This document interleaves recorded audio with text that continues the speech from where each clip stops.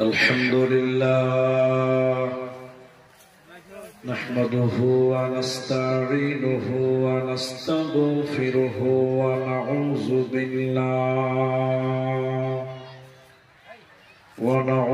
بالله من شرور أنفسنا ومن سيئات أعمالنا من يهده الله فلا مضل له ومن يضلله فلا هادي له وأشهد أن لا إله إلا الله وحده لا شريك له وأشهد أن محمدا عبده ورسوله أما بعد فإن أصدق الحديث كتاب الله وأحسن الحديث هدي محمد مصطفى صلى الله عليه وسلم فقد قال الله تبارك وتعالى بسم الله الرحمن الرحيم إن الذين قالوا ربنا الله ثم استقاموا تتنزل عليهم الملائكة ألا تخافوا ولا تهزنوا وأبشروا بالجنة التي كنتم توعدون وقال النبي صلى الله عليه وسلم كل بني آدم خطاؤون وخير الخطائين التوابون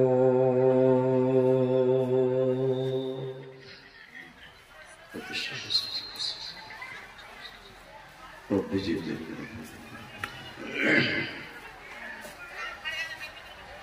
দিনের তরি যাইরে ডুবিয়ে সে ধরো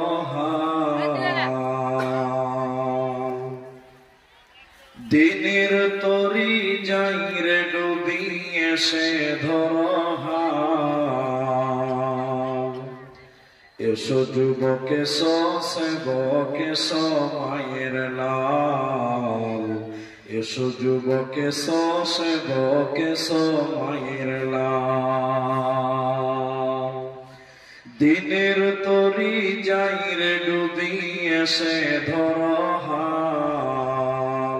এসো যুবক এসো সেবক এসো মায়ের লাল এসো যুবক এসো সেবক এসো মায়ের লাল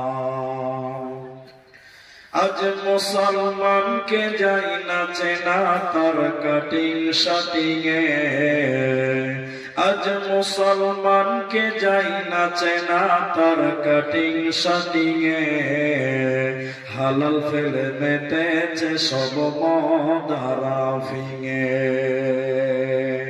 জাতিকুল সবেদের হাতে হলো রে পয়মাল এসো যুবক এসো সেবক এসো মায়ের লাল এসো যুবক এসো সেবক এসো মায়ের লাল আজ পূবের দেশে ঘর বেদেশে পশ্চিমী সভ্যতা আজ পূবের দেশে ঘর বেঁধেছে পশ্চিমী সভ্যতা, তাই নাদানেরা খুব মেতেছে করাতে ভদ্রতা।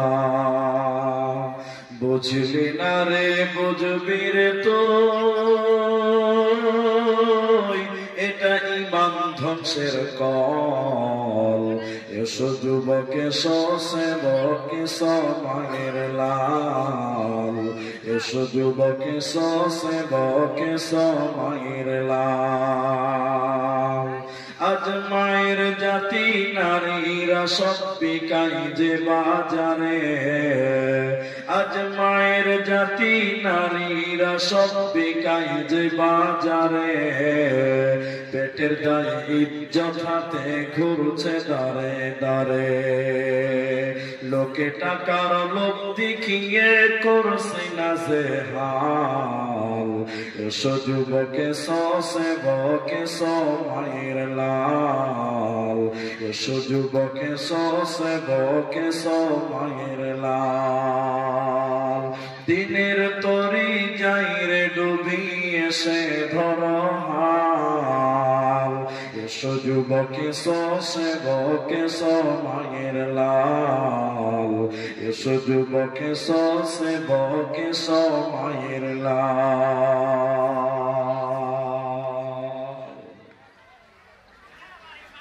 উপস্থিত চলমান সভার সুযোগ্য সভাপতি, স্টেজে ওলামায়ে কেরাম, অতিথিবৃন্দ, সামনে গুছিয়ে বসে থাকা দিনদার ইমানদার মুমিন ভাই সকল, দোয়ার কান্টারি মুরব্বী সমাজ, স্নেহের কচি কাঁচা দিনের সৈনিক যুবক বন্ধুগণ, পর্দার অন্তরালে বসে থাকা মুমিনা সলেহা মা ও বোনেরা, প্রাণ প্রিয় হাতি ছাপাবাসী, হরিশ্চন্দ্রপুর মালদাবাসী, সর্বাগ্রে সে মহান আল্লাহ তাবারক ওয়া তাআলার প্রশংসা জ্ঞাপন করি, যে আল্লাহ তাবারক ওয়া তাআলা আমাদেরকে এক মাদ্রাসা কেন্দ্রিক আয়োজিত মাহফিলে বসিয়ে কোরআন এবং হাদিসের আলোচনা করা, আপনাদের শ্রবণ করা যিনি তৌফিক ইনায়াত করেছেন, সেই মহান মুনিবের দরবারে শুকরিয়া আদায় করি। মুহাব্বতের সঙ্গে সকলেই বলি আলহামদুলিল্লাহ। দরুদ ও সালাম বর্ষিত হোক সরকারে কায়নাত তাজদারে মাদানী নবী কুল শিরোমণি ইমামুল আম্বিয়া, নবী মক্কি, নবী মাদানী, নবী আহমদ, নবী মুহাম্মদুর রাসূলুল্লাহ সাল্লাল্লাহু আলাইহি ওয়াসাল্লাম। আল্লাহুম্মা আমিন, আল্লাহুম্মা সাল্লি আলাইহি, আল্লাহুম্মা বারিক আলাইহি। মুহতারাম ভাইও, আজিজ ও বুজুর্গ দোস্ত, আমি কোরআনুল কারীম থেকে একটি মাত্র আয়াত এবং হাদিসে নববী থেকে একটি হাদিসের টুকরো পাঠ করেছি। উল্লেখিত আয়াত এবং হাদিসকে কেন্দ্রবিন্দুর মধ্যে রেখে কিছু গুরুত্বপূর্ণ কথা বলে আজকের মতন সমাপনী দিব, যদি আল্লাহ তৌফিক দেন তো। আলাইহি তাওয়াক্কালতু ওয়া ইলাইহি উনীব। আমি আমার আলোচ্য বিষয় বলছি 2 মিনিট পর, তার আগে আপনাদের সঙ্গে বোঝাপড়া করা আছে। এই চুপ বসে থাকো। কোরআনুল কারীমের আয়াতগুলো নিয়ে এক বিষয় কেন্দ্রিক আলোচনা করার পূর্বে আপনাদের সঙ্গে দুটি জরুরি কথা। আপনারা এসেছেন শুনতে, জানতে, কিসের জন্য? মানার জন্য। আর তাহলে বোঝা যায় যে আপনারা এখন ছাত্র, যদিও আমি আপনাদের অনেক ছোট বয়সের, আমি কিছুক্ষণের জন্য আমি শিক্ষক। আমি আপনাদের রিকোয়েস্ট করছি যে আমি আপনাদের কিছু কথা জিজ্ঞাসা করব, আপনাদের কাছে উত্তর আশা করছি, আপনারা কথা বলবেন, বলুন ইনশাআল্লাহ। জি, আমি আপনাদের সামনে শুধুমাত্র কবর কেন্দ্রিক কিছু কথা বলবো। আখিরাতের প্রথম মঞ্জিল তার নাম হলো কবর। সেই কবর কি জিনিস বা তার ভয়াবহতা, তার প্রস্তুতি, তার আপনারা প্রিপারেশন কিভাবে নিতে হবে, কিভাবে বাঁচতে হবে, জায়গাটা কেমন, এই ব্যাপারে কিছু কথা তুলে ধরবো ইনশাআল্লাহ। তার আগে আপনারা বুঝার চেষ্টা করবেন, সে যতই বড় কুখ্যাত হোক, চাই বিখ্যাত হোক, সে যত বড়ই মহাপণ্ডিত হোক, কবরে একদিন তাকে যেতেই হবে। কবর কাউকে কোনোদিন মাফ করে না। আপনারা কথা বলেন, যদি কবর থেকে বাঁচা যেত তাহলে আমাদের নবী বেঁচে যেত, কিন্তু রাসূলুল্লাহ সাল্লাল্লাহু আলাইহি সাল্লাম কবর থেকে মাহরুম হননি, বেঁচে যাননি। বিধায় আপনাকেও আমাকে সেই জায়গাতে যেতেই হবে। কিছু কথা আপনাকে বুঝিয়ে বুঝাবার চেষ্টা করছি, আপনি বুঝার চেষ্টা করুন, তারপর আমি আয়াতের দিকে যাব। এই হাতিছাপা গ্রামের একটা ছেলে একটা কবরস্থানে যে বসে আছে সকাল 6টার সময়। ছেলেটার চাচা এই রাস্তা দিয়ে মনে করেন গোবরাহাট যাচ্ছে, গোবরাহাট। চাচা যখন ভাতিজাকে দেখলো সকাল সকাল কবরের কাছে বসে আছে, তো কি মনে হবে? মনে হয় দাদির কথা মনে পড়েছে, তাই কবরের কাছে বসে আছে। এটা মনে হবে কি হবে না? হ্যাঁ, হবে অটোমেটিক। চাচা সারাদিন হাত করে সন্ধ্যাবেলা বাড়ি আসছে, দেখছে ভাইপো এখনো কবরের কাছে বসে আছে। তখন চাচা কি করবে? বেটা বাবু, কি ব্যাপার, কবরে সারাদিন বসে আছো, তোমার দাদির কথা মনে পড়েছে? বা তো ভাতিজা বলছে, না চাচা, বুড়ি কেমন রেখে লাভ আছে, তো মরে গেছে। তাইলে তো চাচা তার দাদুর কথা খুব মনে পড়েছে না? না, বুড়া বুড়িকে ভুলে গেছো, আর দরকার নেই। আরে খাপা, তারা সারাদিন কবরে বসে আছিস কেন?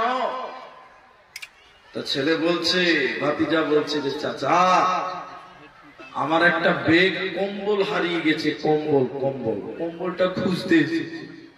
কত নম্বর খাপা হলে কথা বলে। চাচা তখন বলছে, রে খাপা, কবর কি তোর কম্বল চুরি করেছে? ঠান্ডা লাগবে?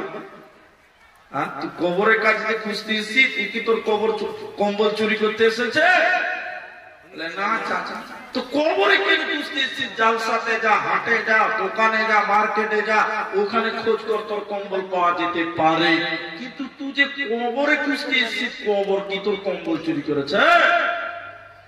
ভাতিজা বলছে, চাচা, চোর কম্বল চুরি করে যেখানে যাক না কেন, আমি মেন জায়গাতে বসে আছি, ওকে একদিন এখানে আসতেই হবে। আসতে হবে কি না? হ্যাঁ না বলুন একটু। কবর থেকে কেউ পালাতে পারবে? বলে, চাচা, চোরের পেছনে ধরে কি হবে? ও বেচারা 10 হাত ধরবে, তা আমি 10 হাত ধরবো, তো চোরের পেছনে ধরে লাভ নাই।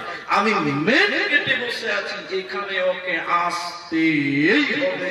এখানে আসবে না এমন কোন দানব পৃথিবীতে জন্ম হয়নি। এখন বলবেন, মাওলানা, যে লোকটাকে বাঘে খেয়ে নিল তার কবর কোনটা? যে লোকটাকে হাঙরে খেয়ে নিল, টিভি মাছে খেলো, তার কবর কোনটা? দার্শনিকগণ বলছেন, বিদ্বানগণ বলছেন, কবর কোন জায়গার নাম নয়, বরং কবর হলো একটা সময়ের নাম। এই মরার পর থেকে কিয়ামতের দিন, এই দীর্ঘ টাইমটা হলো বারজাকি জীবন, কবরের জীবন। বাঘে খেয়ে নিয়েছে, ওইটাই আপনার কবর, ওইখানেই সওয়াল জবাব হবে। অতএব কবরে যাব না, এইরকম পৃথিবীতে কোনো মানুষ আসতে পারে না, তার নাম কবর। আরেকটা কথা আপনাকে বলে, একটা হাদিসের জগতে নিয়ে যাবো আপনাকে। সামনে ফেব্রুয়ারিতে মাধ্যমিক, উচ্চ মাধ্যমিক হবে পশ্চিম বাংলায়। না, বক্তা তো আমাদের জানা আছে, জালসা ডেট গুলো 19-20 হচ্ছে এখন থেকে। এখন আপনাদের জিজ্ঞাসা করে উত্তর দেন, কোন ছেলে 2024 সালের জানুয়ারিতে যদি মেট্রিকে ফেল করে যায়, 25 সালে পরীক্ষা দিতে পাবে? পাবে না ভাই? হ্যাঁ না বলুন, পাবে কি পাবে না? পাবে। যদি 25-এও ফেল করে যায়, আবার 26-এ সে পরীক্ষা দিতে পাবে। একটু বলুন, পারবে কি পাবে না? পাবে। এবার আপনাদেরকে জিজ্ঞাসা করছি, কবরের কোশ্চিন গুলো প্রকাশ করা হয়েছে না গোপন করা আছে? কেউ বলছে প্রকাশ, কেউ বলছে গোপন। ও বাবা, যদি প্রকাশ করে সবচেয়ে বেকার, কয়েকার যে বেকার ও ফার্স্ট ডিভিশনে পাস করবে না। কবরের প্রশ্ন প্রকাশ করা হয়নি, কাজ দেওয়া হয়েছে। কিছু বই বেরিয়েছে যে মাধ্যমিকের যে এরকম প্রশ্ন আসবে, কিন্তু মাধ্যমিকের কোশ্চিন গুলো গোপন করে রেখেছে, প্রকাশ করা হয় না। কিন্তু যদি একবার ফেল করে যান, 24-এ 25-এ পাবেন, 26-এ পাবেন, 27-এ পাবেন। কিন্তু এবার বলুন, কবরের কোশ্চিন প্রকাশ করেছে না গোপন? কবর গোপন রাখা আছে? প্রকাশ করা হয়েছে। কবরের প্রশ্নটা প্রকাশ করে দিয়েছেন আল্লাহ এবং তার রাসূল। কিন্তু বলুন, কেউ যদি একবার কবরে যে বলে আল্লাহ এবার পারলাম না, আর একবার এসে পরীক্ষাটা দিব, সুযোগ আছে? হ্যাঁ না বলুন, আছে? এক চান্স আপনাকে পাস করতে হবে, এক চান্স আপনাকে পাস করতে হবে। দ্বিতীয় চান্স বলতে আপনি কিছু পাবেন না, এক চান্স আপনাকে কামিয়াবি হাসিল করতে হবে, তার নাম কবর। তো কবরের কোশ্চিন গুলো রাসূলুল্লাহ ওপেন করে দিয়েছে। হে পৃথিবীর লোক, আমি বলে দিলাম, সতর্ক হয়ে যাও, রেডি হয়ে যাও, কারণ এই জায়গায় দ্বিতীয় অপশন বলতে কিছু নাই, এক চান্সে তোমাকে পার করতে হবে। অতএব ওই রকম মজবুতি হয়ে তুমি কবরে আসিও, না হলে তুমি কবরে আসিও না। নবীজি বললেন, ইদা উযিয়াল মাইয়াতু ফিল কবরে আতাহু মালাকানি ফায়াকুলানি মান রাব্বুকা মা দীনুকা ওয়া মান নাবিয়ুকা। নবীজি বলেছেন, কোন মাইয়াতকে যখন কবরে দাফন করা হয়, কোন মানুষকে যখন কবরে দাফন করা হয়, দুইজন ফেরেশতা তার কাছে আসবে। ওই দুইজন ফেরেশতা ব্যক্তি মানুষের মতো নয়, তাদের চোখগুলো নীল জল করে জ্বলবে। ওদেরকে দেখে ভয়ঙ্কর লাগবে, তাদের চোখগুলো জ্বলবে। নবীজি বলছেন, তাদের চোখ নীল জল করতে থাকবে, জ্বলতে থাকবে। এই দুইজন ফেরেশতা এসে মাইয়াতকে উঠিয়ে বলবে, ফায়াকুলানি, তারা দুইজন একসঙ্গে বলবে, বলো বান্দা মান রব্বুকা মা দীনুকা ওয়া মান নাবিয়ুকা, বলো তোমার রব কি, বলো তোমার দ্বীন কি, বলো তোমার নবী কি। এই তিনটা প্রশ্নের উত্তর যে দিতে পারবে না, কোন জায়গায় সে যেন বাঁচতে পারবে না, কিয়ামতের দিনও বাঁচবে না। অতএব কবরে বাঁচতে আপনাকে এক চান্সে কবরে বাঁচতে হবে, তাহলে কিয়ামতের দিন সহজ হবে, কিয়ামতের দিন বেঁচে যাবে।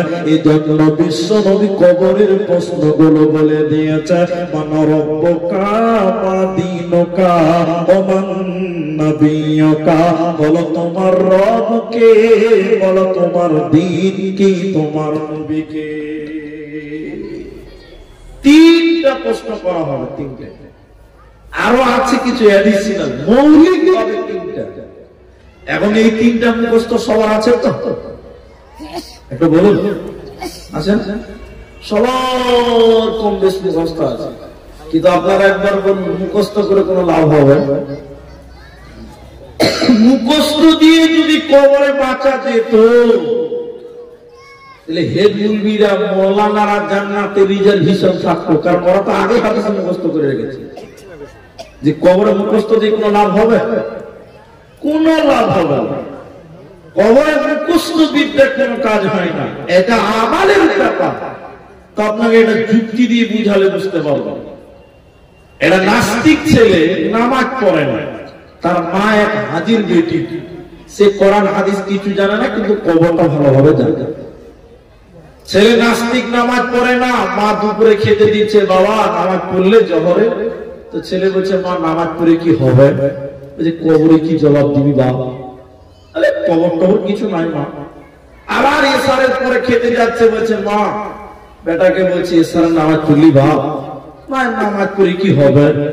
কবরে কি জবাব দিবি? মানে ওর মা কবর ছাড়া কিছু নিয়ে না। শিক্ষিত নাস্তিক ছেলে গেলা গেলা করছে, আমার সহ্য করতে না পারে খাতা কলম নিয়ে মুনি সাহেবের কাছে মসজিদে চলে গেছে। সন্ধ্যাবেলা ইমাম সাহেবকে দিয়ে বলছে, মুনি সাহেব জানলা খুলে দিচ্ছে, সর্বনাশ, শয়তানটা মসজিদে চলেছি পুরা পা। আর উপরে বলবে, হ্যাঁ বলেন বলেন বলেন, কি বলছেন বলেন। আপনারা তো কবর, জান্নাত, জাহান্নাম, কিয়ামত এই করে মানুষের বিবেককে শেষ করে দিয়েছেন। আমার মা খালি ঘেরা ঘেরা ঘেরা ঘেরা করছে, কবর কবর কবর। আচ্ছা বলুন, এই কবরে কি প্রশ্ন করা হবে?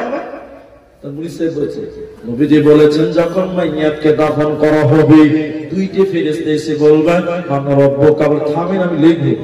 আপনি বলুন, আমি লিখছি। কি প্রশ্ন? বলে মান রব্বুকা। দ্বিতীয় প্রশ্ন মা দীনুকা।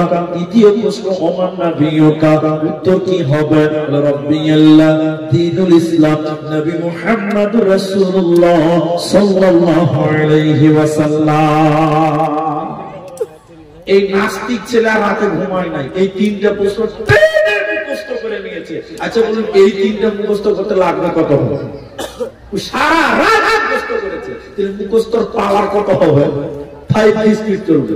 জি জি, ওকে রাত 3টার সময় বলা হয়, বলা হবে কবরে, ঘুমের ঘরে ঘরে ঘুরতে পারবে না। সকালে গরম গরম নাস্তা খেতে গেছে মায়ের কাছে, মা বলছে, বেটা ফজরের নামাজ পড়লি বাপ? বলছে, না মা, নামাজ পড়ে কি হবে? তখন মা বলছে, কবরে কি প্রশ্ন উত্তর দিবি বাপ? তখন বলছে, মা তুমি শুনে নাও। সারা রাত মুখস্থ হাফেজ হয়েছে, ওইটা রিপিট করছে। শোনো মা, নবীজি বলেছেন কবরে দুটি ফেরেশতা প্রশ্ন করবে, মান রব্বুকা মা দীনুকা ওয়া মান নাবিয়ুকা। উত্তর দিব রব্বিয়াল্লাহ দীনুল ইসলাম, নবী মুহাম্মদুর রাসূলুল্লাহ সাল্লাল্লাহু আলাইহি ওয়াসাল্লাম। মা খালি শুকনো ঢুকিছে, সুবহানাল্লাহ। ছেলে তো হাফেজ হয়ে গেছে। ছেলে এবার কোমর সোজা করে বলছে, মা তোর মুখস্থ আছে গে, তুই আর পারবি তো? মা খালি সুবহানাল্লাহ আলহামদুলিল্লাহ বলছে। সর্বনাশ, ছেলে তো একদম হাফেজ হয়ে গেছে। একই কি করে বুঝাবো রে বাবা? এবার মা ছেলেকে বুঝাচ্ছে একটা গল্প, 1 মিনিট আপনি বুঝে নেবেন। মা বলছে, বেটা রে, এই পেটে তুই হয়েছিস, তোর পেটে আমি নয়। শুনিলি একটা গল্প, 2 মিনিট না 1 মিনিটে হয়ে যাওয়া। 3 বন্ধুর মধ্যে একজনের কাছে ছিল ময়না পাখি। এক বন্ধু বলছে, তোর ময়না কথা বলে না। আচ্ছা আপনারা বলুন, ময়না পাখি কথা বলে কি বলে না? বলে না? কথা বলে কি বলে না? ময়না পাখি কথা বলে। জি না, কথা নয়, ওটাকে বলি বলে। ময়না কিছু জানে না, ওকে মুখস্থ করানো হয়েছে, আসসালামু আলাইকুম কেমন আছে, এটাকে কথা বলে না। আপনি ওকে বলুন, ওয়ালাইকুম আসসালাম ভালো আছি, তুই কেমন আছিস, তোর বাপ কেমন আছে, হা করে দেখবে, কিছু বলতে পারবে না। তাহলে ময়না পাখি কথা জানে না। মা বলছে, 3 জনের মধ্যে একজনের ময়না আছে। একজন বলছে তোর ময়না কথা বলে না, 2 জন বলছে কথা বলে না, কথা বলে না। যে বলে না, ব্যাগের ভিতরে একটা বিড়ালকে ভরে রেখে দিয়েছে। এবার পরীক্ষা করব। একজন যে বলছে, ময়না বলছে আসসালামু আলাইকুম কেমন আছেন, দেখ কথা বলছে, ভাই কথা বলছে। আরেকজন কে বলছে, ময়না বলছে আসসালামু আলাইকুম কেমন আছেন, ঠিক কথা বলছে। যে বলছে কথা বলে না, উজায় মুখে আওয়াজ না করে ময়না পাখির সামনে বিড়াল বের করেছে। এবার আপনারা বলুন, ময়না পাখি বিড়াল দেখলে সালাম দিবে না ভয় লাভ হবে? ভয়ে লাফাতে লেগেছে, সালাম কালাম ভুলে গেছে। মা বলছে, বেটা এই ময়না পাখি সালাম ভুলে গেল কেন? বিড়াল দেখেছে তার জন্য। মা বলছে, বেটা রে, দুনিয়াতে যতই কবরের প্রশ্ন মুখস্থ করিস না কেন রে বাপ, কবরে যখন মুনকার নাকির ফেরেশতা দেখবে, মুখস্থ বিদ্যা সব ভুলে যাবে। অতএব কবরে মুখস্থ কাজে লাগবে না। অতএব শুনেলাম, নবীজি বলেছেন 2 জন ফেরেশতা এসে যে প্রশ্ন করবে, এই প্রশ্ন যদি কেউ জীবনেও মুখস্থ না করে আর আমল ঈমান যদি পাক্কা ছাচ্চা হয়, এমনিতেই তার জবানে বেরিয়ে যাবে। অতএব কবরে মুখস্থ দিয়ে কোনো লাভ হবে না, এর নাম কবর।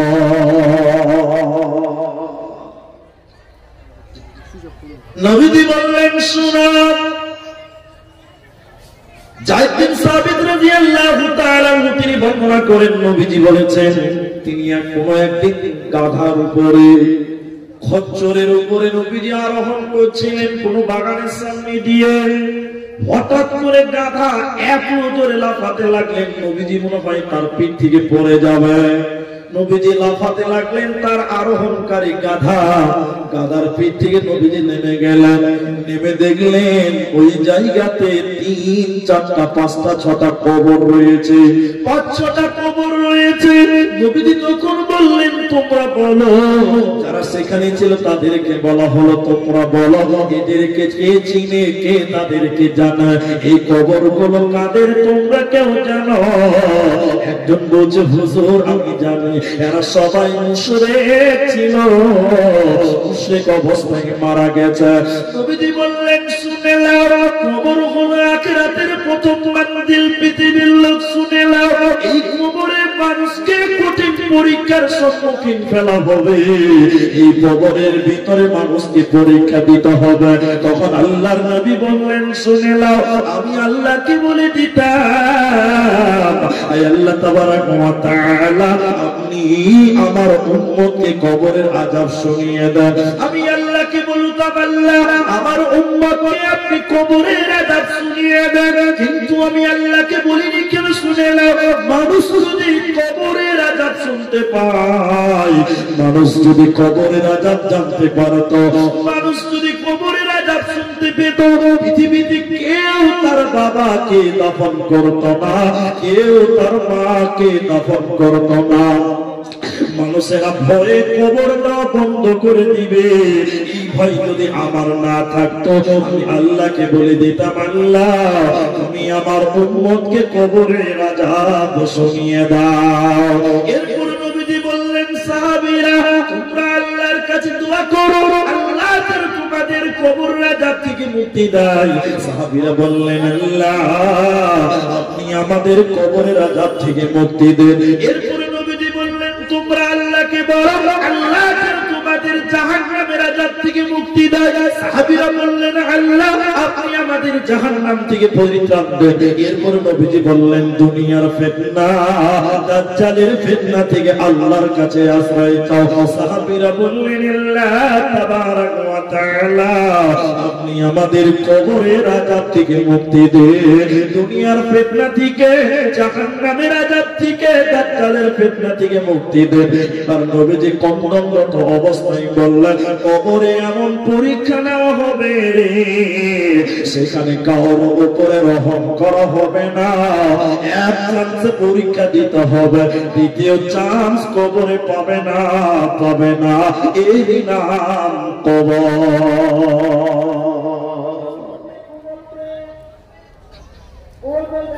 তাহলে তিনখানা প্রশ্ন আপনি রেডি করে নেন।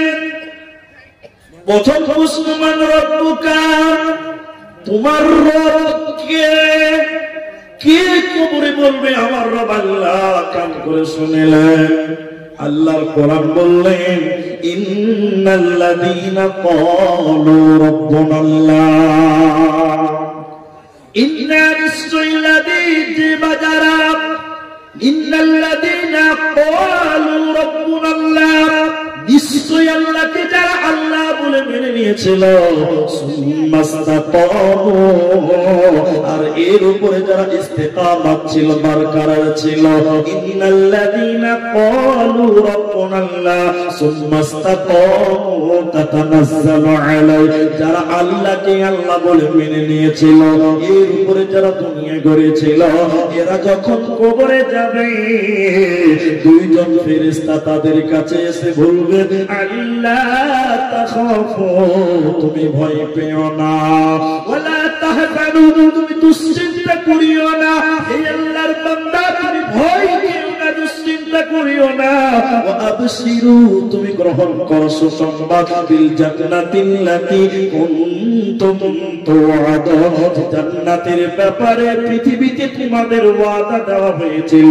অতএব দুনিয়াতে যারা আল্লাহকে আল্লাহ বলে মেনে নিয়েছিল ওরা কবরে বলবে আমার রব আল্লাহ। মাংস বেঁচে আছে, যারা খাওয়ার ইচ্ছুক আছেন তারা গিয়ে একে খেয়ে আসতে পারেন আর কি। মাংস বেঁচে আছে এখন অনেকটা। তাহলে আল্লাহকে আল্লাহ বলে মেনে নিতে হবে। এবার আপনাকে আমি দুটো কথা বলছি, এদিকে শুনেন, আপনি আমার দিকে দেখেন, একটু বলবেন আপনার।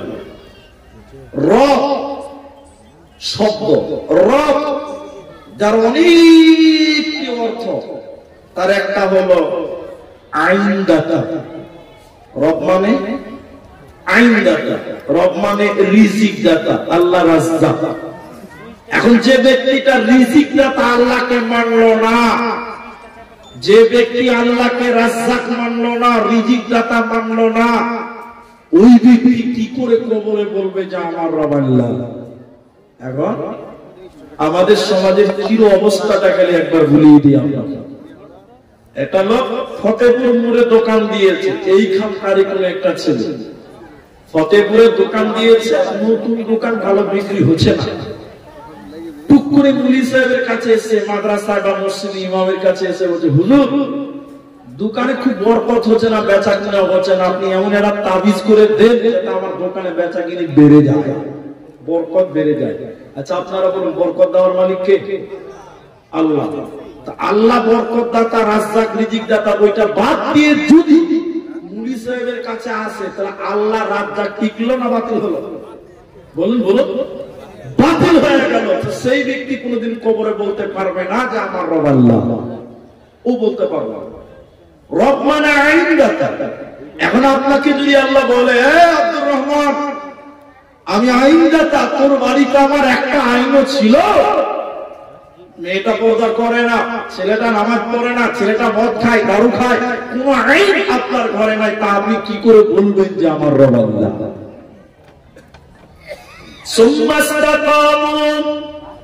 এর উপরে যারা অবিচল থাকবে, আল্লাহকে মেনে নেবেন, সর্বোপরি আল্লাহর উপরে ঈমান রেখে তার উপরে চলবে, আল্লাহ কোরআনে বলেন তাদের জন্য কোন চিন্তা হবে না। এই ব্যক্তি বলবে আমার রব আল্লাহ। এখন কিছুদিন আগে সোশ্যাল মিডিয়াতে বলেছি, কালিয়াচকে একটা জলসাতে বলেছিলাম, মান্ডায় এই বক্তব্যটা রেখেছিলাম। সোশ্যাল মিডিয়াতে কিছু খিচুড়ি মানে জিলাপি হুজুর আমার এই বক্তব্যটাকে কাটছাট করে সোশ্যাল মিডিয়াতে ভাইরাল করে দিয়েছে, বা ভালো মানুষ জানতে পারছে, খুব ভালো, আমি খুশি আছি। আমি দেখেছি কালিয়াচকে তারা বলেছে না, তারাও দেখেছে, আপনারা খালি হ্যাঁ না বলুন।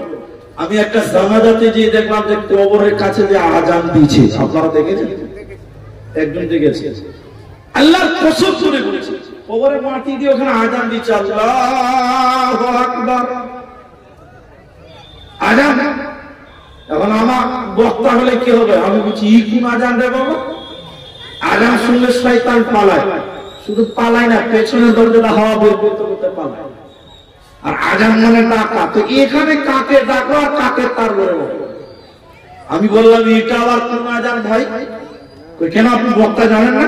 না আমি বক্তা হলে সব জানবো তা তো নয়, আমার নাও জানা থাকতে পারে।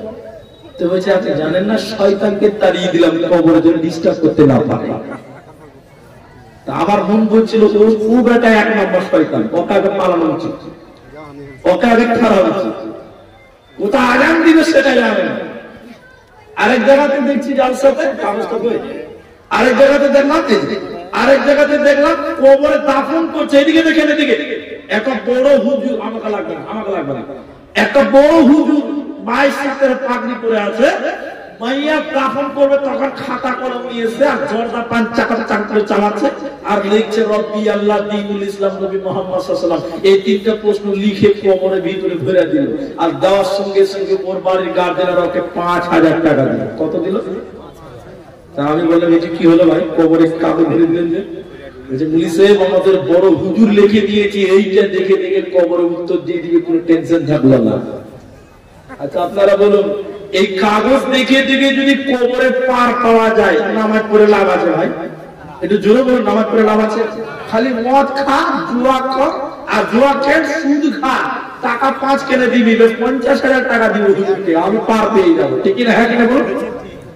বলছে বড় হুজুর লিখে দিয়েছে কবরে এটা দেখে চলে যাওয়ার কোনো টেনশন নাই। আল্লাহর নবী বললেন আখিরাতের প্রথম মঞ্জিল কবর, সেখানে মুখস্থ দিয়ে পার হবে না, তোমার হুজুরের খিচুড়ি বের করে দিবে, কবর খেলা যেতে না। কবরে এগুলো বান্ধবী চলবে না। হযরত উসমান গনি যখন কবরের সামনে দাঁড়াতেন, থর থর থর থর করে কাঁপতেন আর কাঁদতেন। আপনার কামনি মারাছে উসমান গনি খলিফাতুল মুসলিমিন, তিনি এত পাওয়ারফুল ইমানদার ব্যক্তিত্ব হওয়ার পরেও কবরের সামনে গেলেন অঝর নয়নে কাঁদতেন হযরত উসমান। সঙ্গীরা বললেন আমিরুল মুমিনিন উসমান, কবরের সামনে এত কাঁদেন কেন? কিসের কারণে এত কাঁদেন? কিয়ামতের কথা শুনলে কাঁদেন না? আমিরুল মুমিনিন উমর বলছিলেন, হে রাসূলের সাহাবীরা, তোমরা শুনে নাও, জাহান্নামটা পুড়ে, কিয়ামতের ময়দানটা পুড়ে, ফুলসিরাত পুড়ে, তার আগে আমাকে কবরে পার হতে হবে। যদি আমি কবরে ফেল করে যাই, আমার কোনো জায়গায় উপায় হবে না। এই জন্য কবর দেখলে এত ভয় হয়, কিয়ামতের কথা শুনলে তত ভয় হয় না। নবী বলেছেন আখিরাতের প্রথম মঞ্জিল কবর। দ্বিতীয় নম্বর প্রশ্ন শুনেলেন, তোমার দিন কি? এই প্রশ্নটা আমি রেখে দিলাম, একটু পরে বলবো, 3 নাম্বারটা আগে বলি। দ্বিতীয় প্রশ্ন হলো কি তোমার নবী বলো। কবরে নবীর ব্যাপারে অনেক ভাবে প্রশ্ন করা হবে, দ্বিতীয়টা রেখে দ্বিতীয়টা আলোচনা করিলে শোনেন।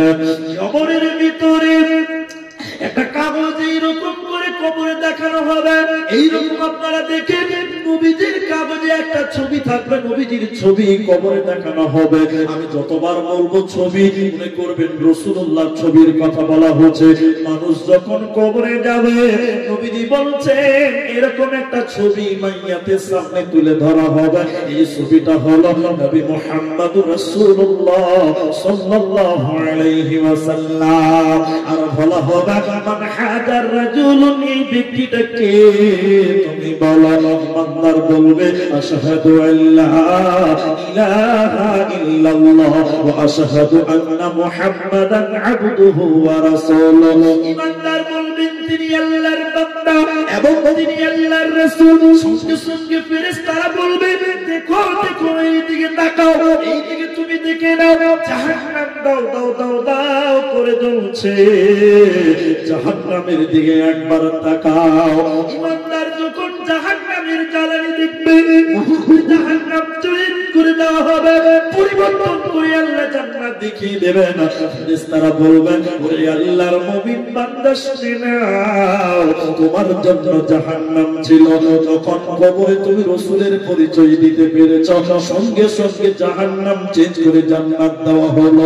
অতএব তোমার কোনো চিন্তা রবে না, পাবে রবে না, রবে না। কিন্তু রাসূল বললেন শুনে নাও, যদি মাইয়াত কাফের হয়, মুনাফিক হয়, যদি মাইয়াত বেনামাজি হয়, মুনাফিক হয়, ওই মাইয়াতের কবরে রাসূলুল্লাহর ছবি দেখানো হবে। নবীজির ছবি দেখিয়ে বলা হবে ওরে বেনামাজির দল, ওরে মুনাফিকের দল, কাফেরের দল, তোরা বল এই ব্যক্তিটাকে তুমি বলো। এই মুনাফিক তুমি বলো এই ব্যক্তিটাকে। কাফের মুনাফিক বলবেন লা আদরি, আমি কিছু জানি না, আমি তাকে চিনি না, এই ব্যক্তি কি আমার কোনো ধারণা নাই, কোনো জানা নাই। ফেরেশতারা তখন বলবে কবরের ভিতরে তুমি তো পাগল ছিলে না, দুনিয়া বুঝেছিলা, সংসার বুঝেছিলা, ব্যবসা বুঝেছিলা, তাহলে তোমার বিবেক ছিল, তুমি কেন এই ব্যক্তির পরিচয় জানতে পারো না? দ্বিতীয় বলা হবে ওরে আল্লাহর নাফরমান বান্দা, কিতাব ঘেটে কেন তুমি দেখো না, আল্লাহর কুরআন ঘেটে কেন এই ব্যক্তির পরিচয় নিতে পারো না? এবার ফেরেশতারা কবরের ভিতরে বিরাট বড় বড় লোহার ডান্ডা, বিরাট বড় বড় লোহার হাতুড়ি নিয়ে এত জোরে তাকে পিটানো হবে, এত জোরে তাকে পিটানো হবে, আর পিটানোর কারণে বিকুয়াত কবরে আওয়াজ করবে, জোরে জোরে গাদার মতন চিল্লাবে, জোরে জোরে কবরে কাঁদতে থাকবে। নবীজি বললেন ওর কান্নার আওয়াজ তামাম পৃথিবী শুনতে পাবে, শুনতে পাবে না মানুষ আর জিন। মানুষ আর জিন ব্যতীত তামাম পৃথিবীর কান্নার আওয়াজ শুনতে পাবে। কবরে ডান্ডা দেওয়া হবে, মহাহাতুড়ি পিটবে আর হাউমাউ করে কবরে কাঁদবে। ওর কান্নার আওয়াজ তামাম পৃথিবী শুনতে পাবে বন্ধুরে, শুনতে পাবে না মানুষ আর জিন। অতএব কবরে কঠিন শাস্তি দেওয়া হবে যদি রাসূলের পরিচয় না দেওয়া যায়। অতএব সতর্ক হয়ে যাও, সাবধান হয়ে যাও। কবর কবর কবর হায়রে, কবর গাহে মাটি। দুনিয়ার সব মায়ার পেছনে তোমারে জেনেছি খাটি। কবর কবর কবর হায়রে, কবর গাহের খা। না জানি কখন আসিয়া যাবে হায় সেই অজানা দেশের ডাক। একটি সকাল একটি বিকাল কাটেনি যাদের ছাড়া, ভাবিতে পারিনি কেমনেতে হায় পর হয়ে যাবে আজ তারা। তেমনি একাই কি আসিল ভবে, একাই কি যাব বিদায় কালে পথের সাথী কোথায় গো পাব। কবর কবর কবর হায়রে, কবর গাহের মাটি। দুনিয়ার সব মায়ার পেছনে তোমারে জেনেছি খাটি। কবরে কঠিন শাস্তি দেওয়া হবে। আরেকটা শাস্তির কথা আপনাকে বলি, তাহলে যে কবরে রাসূলের নাম বলতে পারবে না, রাসূলের পরিচয় দিতে পারবে না, বাঁচার কোন পথ নেই। একটা হাদিস বলবো। দ্বিতীয় নম্বর, আম্মু জান আয়েশার কাছে ইহুদিদের মহিলা এলেন। আম্মা জান আয়েশার কাছে ইহুদিদের মেয়ে এসে অনেকক্ষণ গল্প করলেন। অনেকক্ষণ গল্প করার পর হযরত আয়েশা রাদিয়াল্লাহু তাআলা আনহাকে বললেন, ও রাসূলের বিবি আয়েশা তুমি বলো, হে নবীর বিবি আয়েশা তুমি বলো, হে রাসূলের বিবি আয়েশা তুমি বলো, আল্লাহ তোমাকে যেন কবরের আযাব থেকে মুক্তি করে দেয়। ইহুদিদের মেয়ে কবর সম্পর্কে অনেকক্ষণ আলোচনা করার পর নবীজির স্ত্রী আম্মা জান আয়েশাকে বললেন, আয়েশা রে, আল্লাহ তোমাকে যেন কবরের আযাব থেকে মুক্তি করে দেয়। আম্মা জান আয়েশা বলে, আমি জানতাম না কবরে আযাব হয়, এর মানে ইসলামের শুরুর ঘটনা। আম্মা জান আয়েশা বলে, আমি জানিনি যে কবরে শাস্তি দেওয়া হবে, কবরে আযাব হবে, জানা ছিল না। রাসূল সাল্লাল্লাহু আলাইহি ওয়াসাল্লাম আমার কাছে এলেন। আমি নবীজিকে বললাম, ইয়া রাসূলুল্লাহ, দয়ার নবী গো, ইহুদিদের মহিলা এসেছিল। অনেকক্ষণ গল্প করার পর কবরের কথা বলছিলেন ইহুদিদের মহিলাটা। শেষের বেলায় বলে গেল, আয়েশা রে, আল্লাহ যেন তোমাকে কবরের আযাব থেকে মুক্তি করে দেয়। এটা বুখারীর হাদিস। আম্মা জান আয়েশা নবীজিকে বললেন, হুজুর, কবরেও কি শাস্তি দেওয়া হয়, কবরে কি আযাব দেওয়া হবে? নবী গো, আমার তো জানা ছিল না। নবীজি বলছেন, আয়েশা রে, আযাবুল কবরে হাক্ক, কবরের আযাব বড় সত্য। আয়েশা শুনলেন, কবরের আযাব আযাব বড় কঠিন, কবরের আযাব বড় শক্ত। আয়েশা অতএব কবরে আযাব দেওয়া হবে। আম্মা জান আয়েশা বলেন, এরপরে নবীজি নামাজ পড়েছে, এমন কোন দিন হয়নি রাসূল নামাজে কবরের আযাব থেকে মুক্তি চাই নাই। এর মানে নবী যখন নামাজ পড়তেন কবরের আযাব থেকে মুক্তি চাইতেন। আল্লাহ গো, তুমি আমাকে কবরে আযাব দিও না। এজন্য কবরের আযাব সহ্য করতে পারবে না। স্বয়ং বিশ্ব নবী কবর থেকে মুক্তি চাইতো, কবরের আযাব থেকে মুক্তি চাইল। পৃথিবীর লোকেরা তোমরাও কবরের আযাব থেকে মুক্তি চাও, কবরে কঠিন শাস্তি দেওয়া হয়। হযরত আবু হুরায়রা রাদিয়াল্লাহু তাআলা আনহু তিনি বলেন, কোন মুমিন মুসলমানকে যখন কবরে রাখা হবে, আবার রাসূলের চেহারাটা দেখানো হবে। এক ঝলক নবীজিকে দেখানোর পর বলা হবে, এটা কে তুমি বলো। মুমিন বলবেন, তিনি আল্লাহর বান্দা রাসূল। তখন বলা হবে, তুমি ঘুমিয়ে যাও এবং তার কবরটাকে প্রশস্ত করে দেওয়া হবে। 70 হাত কবর প্রশস্ত হবে। বলা হবে, ঘুমিয়ে যাও, বাসুর ঘরে যেমন ঘুমিয়ে যাই সেইভাবে তুমি ঘুমিয়ে দাও, কোনো চিন্তা নাই। কিন্তু লোকটা যদি মুনাফিক, লোকটা যদি কাফের হয়, রাসূলকে দেখানোর পর বলা হবে, এই ব্যক্তিকে, এই ব্যক্তিকে তুমি বলো। সেই ব্যক্তি বলবেন, আমি চিনি না, রাসূলকে আমি জানি না, মুহাম্মদকে আমি চিনতাম না, আমি জানতাম না, আল্লাহ আদরি, আমি কিছু জানি না। তখন শুনলেন আল্লাহর ফেরেশতারা আল্লাহকে অভিযোগ করবেন। আল্লাহ বলবেন, কবরের ডান দিকে মাটি, বাঁ দিকে মাটি, উপরে মাটি, নিচে মাটি।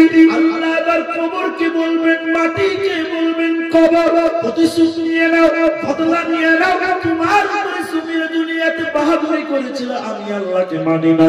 কবর রে, প্রতিশোধ নিয়ে নাও, বদলা নিয়ে নাও। কবরের ডান দিকের মাটি, কবরের বাঁ দিকের মাটি, দুই দিকের মাটি এসে এই বেঈমানকে, বেনামাজিকে পিছিয়ে দেবে। দুই দিকের মাটি এসে মাইয়াত কাফেরকে পিছিয়ে দেবে। রাসূলুল্লাহ বললেন, তার ডান দিকের হাড্ডিগুলো বাঁ দিকে ঢুকে যাবে, আর বাঁ দিকের হাড্ডিগুলো ডান দিকে ঢুকে যাবে। কবরের মাটি পিছিয়ে দিবে, কবরে কঠিন শাস্তি দেওয়া হবে। অতএব তৈরি হয়ে কবরে যাও, নচেত কবরে বাঁচার উপায় রবে না। অতএব রাসূলের পরিচয়টা জোগাড় করে নাও। এজন্য নবীজি বললেন, কবরে 3টা প্রশ্ন হবে বন্ধুরে। দ্বিতীয় প্রশ্ন হলো, ওমান নবিয়ুকা, তোমার নবী কে? একটা লোক সারা জীবন নবীকে মানলো না। আচ্ছা, আপনারা একটু জোরে বলুন মহব্বতের সঙ্গে, যে রাসূলকে গালি দিল, রাসূলের চরিত্র গঠন করলো না, আদর্শ পছন্দ করলো না, এই ব্যক্তি বলতে পারবে আমার নবী মুহাম্মদ সাল্লাল্লাহু আলাইহি ওয়াসাল্লাম? পারবে? পারবে না। কে পারবে? এটা গল্প বলছি আপনাকে, উপন্যাস। এই গ্রামে হাতি ছাপার একটা ছেলে গুয়াহাটিতে কাজ করে, আমাদের আসাম গুয়াহাটিতে কাজ করে, লেবার, জি, রাজমিস্ত্রি লেবার। গরিবের ছেলে রাতে এই চাদর ছিঁড়া ক্যাথা করে শুয়েছে। আল্লাহ, শুয়ে শুয়ে স্বপ্ন দেখছে। ওরে সুবহানাল্লাহ, স্বপ্নেতে কোটি কোটি বিলিয়ন বিলিয়ন ডলারের মালিক, লাখপতি হয়ে গেছে স্বপ্নতে, আর শুয়েছে ছিঁড়া ক্যাথা। স্বপ্নে দেখছি 1 টাকা বড় বড় কোম্পানি।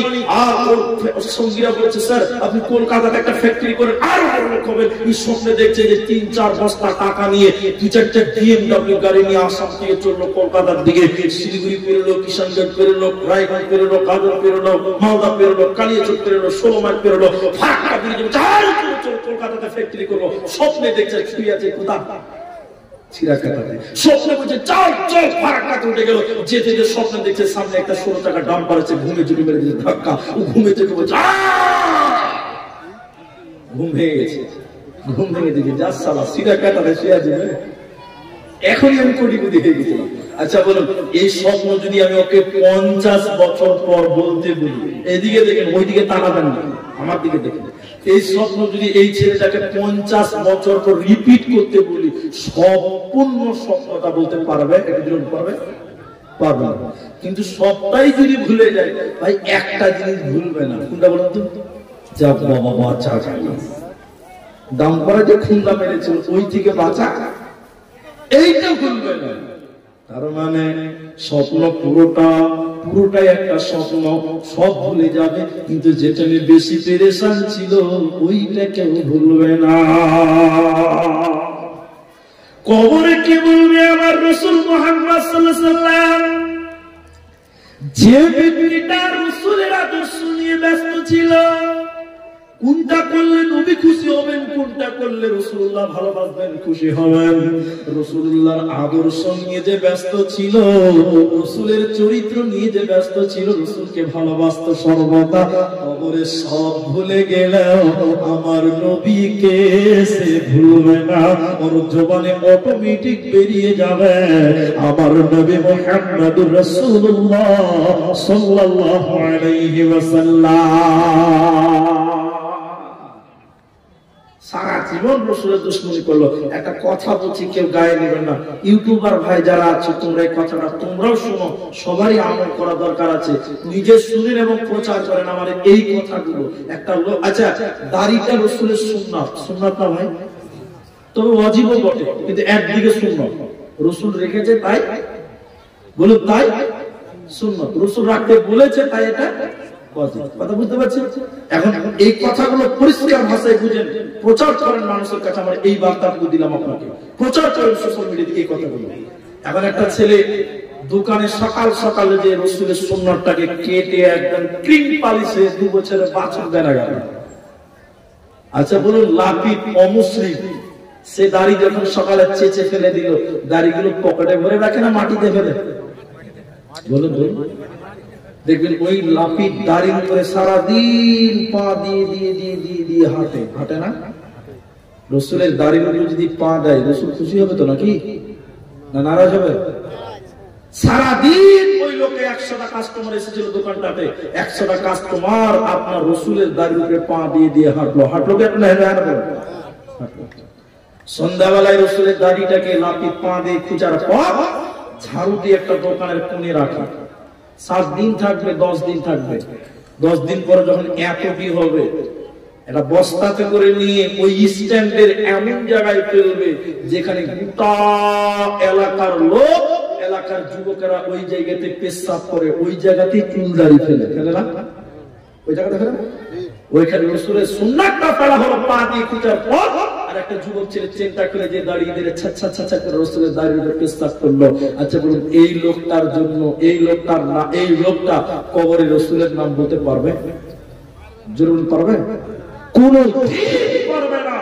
অতএব রাসূলের আদর্শ, রাসূলের চরিত্র, রাসূলের জীবনের আদর্শটা নিজের জীবনে নিয়ে আসতে হবে, তাহলে কবরে মুখস্থ করতে হবে না, এমনিতেই নবীর নাম বেরিয়ে যাবে, নবী মুহাম্মদুর রাসূলুল্লাহ।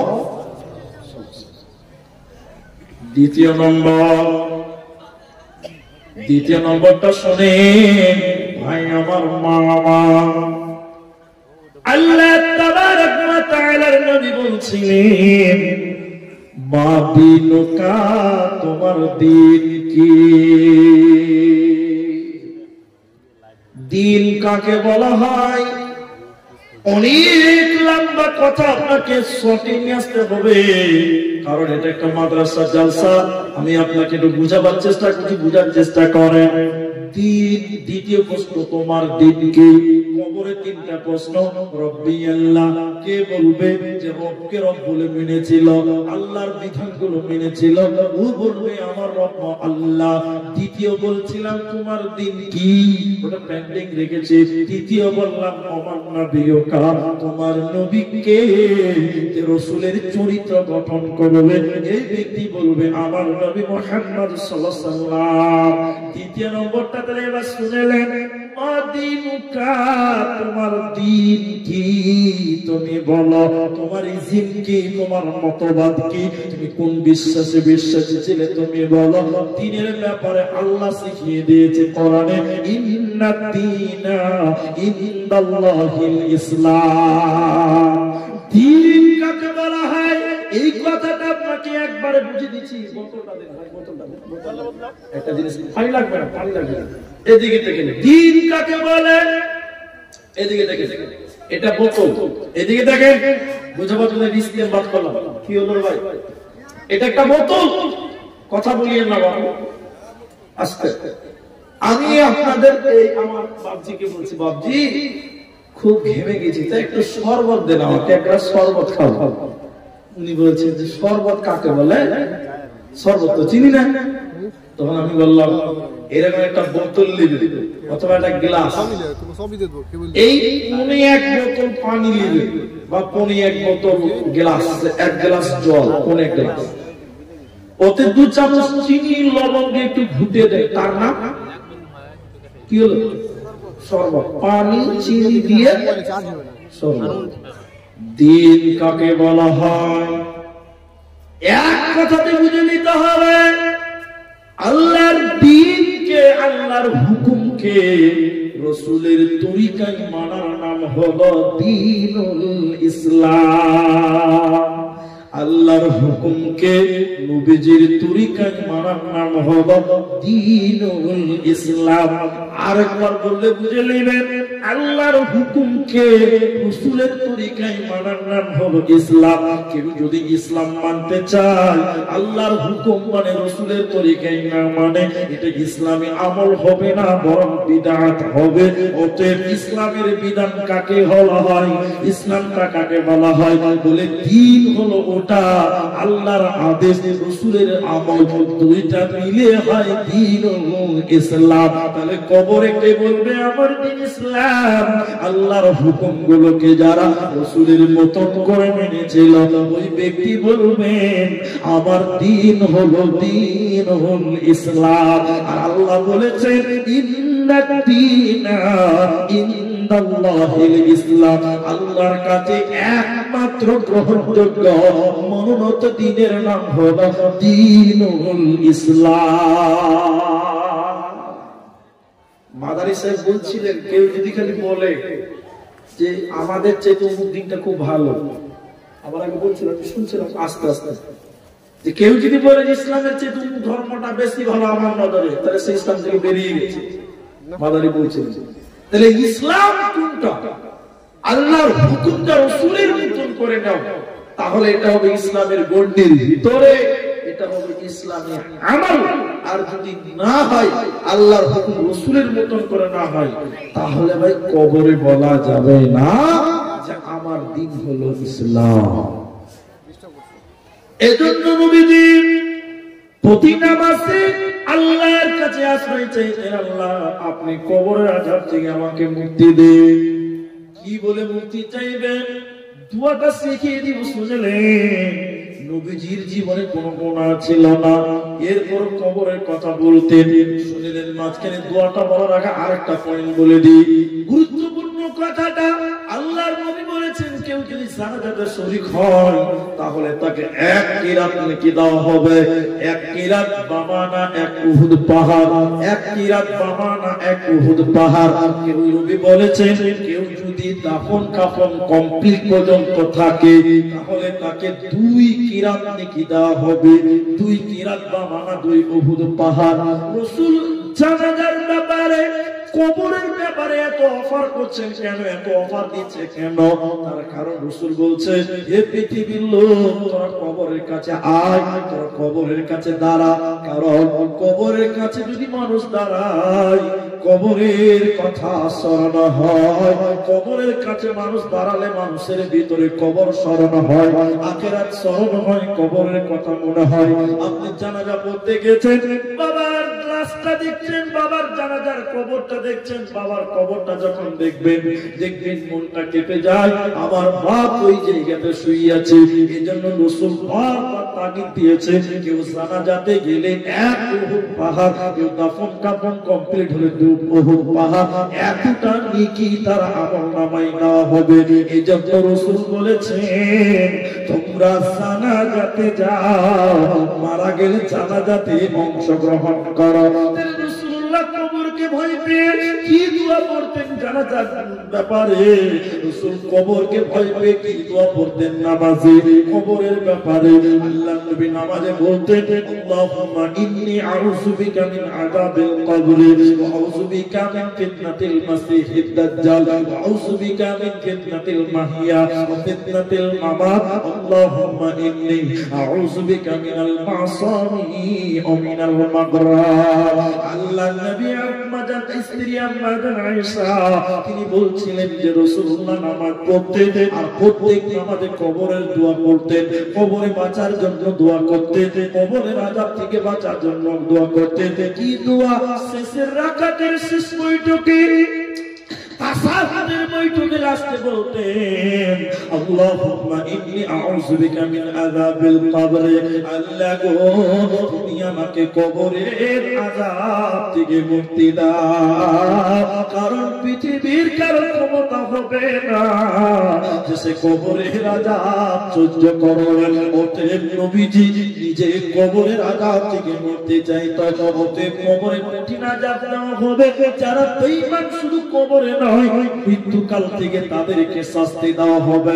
সূরা আনআমের 93 নম্বর আয়াতের একটা অংশ আল্লাহ বলছে ও নবী মুহাম্মদ অত্যাচারীরা যখন মৃত্যু শয্যায় সজ্জিত হয়ে যায়, মৃত্যুর সঙ্গী কাছাকাছি পৌঁছে যায়, ফেরেশতারা তার কাছে এসে হাত বাড়িয়ে দিয়ে বলতে থাকে হে বেঈমান তোর আত্মাটা বের করে দে, ওরে নাফরমান তোর আত্মাটা বের করে দে, আজকে তোদের প্রতিফলন দেওয়া হবে, লাঞ্ছনাদায়ক শাস্তি তোদেরকে দেওয়া হবে। অতএব যারা বেঈমান হবে মৃত্যুকাল থেকে তাদের শাস্তি আরম্ভ হবে, কবরের শাস্তি হবে, কিয়ামতের ময়দানে বিদ্যুৎ হবে, জাহান্নামে চলে যাবে, কোনো উপায় হবে না। এজন্য হযরত ওমর রাদিয়াল্লাহু তাআলা বলছেন নবীজি বলেছেন যে প্রতিটি মাইয়াতের কবরে জান্নাত এবং জাহান্নাম পেশ করা হয়। কবরে জান্নাত জাহান্নাম দেখানো হবে। যদি আপনি ভালো হন প্রতিদিন সকাল সন্ধ্যা আপনার সামনে জান্নাত পেশ করবেন আর বলবেন ঘুমিয়ে যাও, এই জান্নাত ওই জান্নাত তোমার জন্য জায়গা করা হয়েছে, তোমার জন্য স্থান করা হয়েছে। প্রত্যেক জান্নাতি বান্দা কবরেই জান্নাত দেখতে পাবে। সুবহানাল্লাহ। কিন্তু লোক যদি খারাপ হয়, ছটছট বদমাশ হয়, এই মাইয়াতকে প্রতিদিন কবরে জাহান্নাম দেখানো হবে সকাল সন্ধ্যা। জাহান্নাম দেখিয়ে দেখিয়ে ওকে ভয় খেলানো হবে, দাও দাও করে জ্বলছে, এই জায়গাটা তোমার জন্য নাফরমান, এই জায়গাটা তোমার জন্য। অতএব মরার আগে কবরের জন্য প্রস্তুতি নাও, না হলে প্রস্তুতি না নিয়ে যদি কবরে চলে যান কবর আপনার জন্য আরো জটিল হয়ে যাবে। কবর দৈনিক তিনটা কথা বলে। কোন দার্শনিক বলেছেন, কোন গবেষণায় বলেছেন কবর দৈনিক 5টা কথা বলে, কোন গবেষক গবেষণা করে বলেছেন কবর দিনে 3টা কথা বলে। এটা হাদিস নয়, এটা তাদের গবেষণা মাত্র। কবর 3টা কথা বলে, কখনো 5টা। কবর বলে আমি অন্ধকার ঘর, হে পৃথিবীর লোক তুমি আলো নিয়ে এসো। প্রতিদিন আপনার কবর আপনাকে ডাকছে, হে বান্দা আমি অন্ধকার ঘর, তুমি আলো নিয়ে এসো। কবর অন্ধকার না বাপ? অন্ধকার। প্রতিদিন কবর বলে আমি সাপ বিচ্ছুর ঘর, তোমরা অস্ত্র নিয়ে এসো বাঁচার জন্য। কবর প্রতিদিন বলে মাটির ঘর, বিছানা নিয়ে এসো। প্রতিদিন আপনাকে নিয়তে রাখতে থাকে। আপনার কবর আপনাকে ডাকছে যে বান্দা আমি অন্ধকার ঘর, আমি সাপ বিচ্ছুর ঘর, সেখানে সাপ বিচ্ছু বড় বড় সাপ থাকবে, এই ঘর আমি, অস্ত্র নিয়ে এসো। মাটির ঘর, বিছানা নিয়ে এসো। কি বিছানা, কোনটা বিছানা, কোনটা আলো, কোনটা অস্ত্র, এই 3টা কথা যদি বলে দিই তাহলে অনেকে মনে করবে যে মুরিদ চালাকি করছে। শুনেন আপনাকে আমি যে কথাটা বলছি। কবর বলে অন্ধকার ঘর আলো নিয়ে এসো। কিসে কবরে আলো জ্বলবে? কবরে তুমি নামাজ, দুনিয়াতে তুমি নামাজ পড়ে এসো, নামাজ কবরে তোমার আলো হয়ে যাবে। অতএব যে নামাজ পড়ে না তার কবরটা অন্ধকার। একদিন গবেষক বলছে তিনটা কথা বলে কবর, আমি অন্ধকার ঘর, কবরে দরজা নাই, জানলা নাই, লাইট নাই, ফ্যান নাই, কিছু নাই, আলো হবে কি? দুনিয়াতে নামাজ পড়ো, তোমার চেহারাটি নূর জলজল করবে, কবর জোনাক হয়ে যাবে, আলোয় আলোকিত হয়ে যাবে। কবর দ্বিতীয় নম্বরে মাটির ঘর, বিছানা নিয়ে এসো, মাটিতে শুতে হয়, বিছানা কি হবে? যাকাতটা বিছানাটা তুমি কি করো? কবরটা বিছানাহীন ঘর, যেখানে কোনো বিছানা নাই, বলে তুমি দুনিয়াতে দান করো, বিছানাতে কি হবে? দান তোমার বিছানা হবে, সাদকা তোমার বিছানা হবে। কবর 3 নাম্বার বলে সব বিচ্ছুর ঘর, তুমি সেখান থেকে বাঁচার জন্য অস্ত্র নিয়ে এসো, অস্ত্রটা হলো যাকাত। যে ব্যক্তি যাকাত দেয় না তার গলাতে সাপ ঝুলিয়ে দেওয়া হবে, আর সাপ তার কবরে, তার কপালে, তার পাঁজরে স্টেম মারবে। অতএব যদি সাপের কামড় ও বিচ্ছুর কামড় থেকে বাঁচতে হয়, দুনিয়াতে যাকাত দিতে হবে, যে যেটুকু দেওয়ার মতো। যাকাত খাবে কে? যারা যেখানে এতিম মিসকিন তারা খাবে। যদি আপনার মাদ্রাসায় এতিম থাকে, গরিব থাকে, মিসকিন থাকে, মাদ্রাসাতে যাকাত দিতে কোনো অসুবিধা হবে না। যাকাত দিলে কবরের শাস্তি থেকে বাঁচা যায়। শুনিলেন কবরের শাস্তি থেকে বাঁচবেন কি করে? সেখানে পেশাব করবেন না, গাছের তলায় পেশাব করবেন না, যেখানে মানুষেরা বিশ্রাম নিতে পারে, বসতে পারে, সেরকম জায়গায় পেশাব করবেন না। নদীর ঘাটে, পুকুর ঘাটে, আপনার কিনা পানিতে আপনি পেশাব করবেন না। এই পানিতে পেশাব করলে, গাছের তলায় পেশাব করলে কবরে আযাব হয়। আর বিছানা কি হবে? দান সাদকা করলে যাবতীয় বিপদ আপদ থেকে বাঁচা যায়। রাসূল বলেছেন সাদাকাত তারাতুল বালা, মানুষের জীবনে বড় বিপদ হলো কবর, এটা একটা বিপদ। যদি দান করেন, সাদকা করেন, বিপদ দূর হবে, বালা দূর হবে, বিপদ দূর হবে। এজন্য রাসূল বলেছেন as-সাদাকাতু তারাতুল বালা, দান সাদকা করলে বালা বিপদ আপদ দূর হয়ে যায়। আর বান্দার জীবনে কবর হলো একটা বড় বিপদের জায়গা।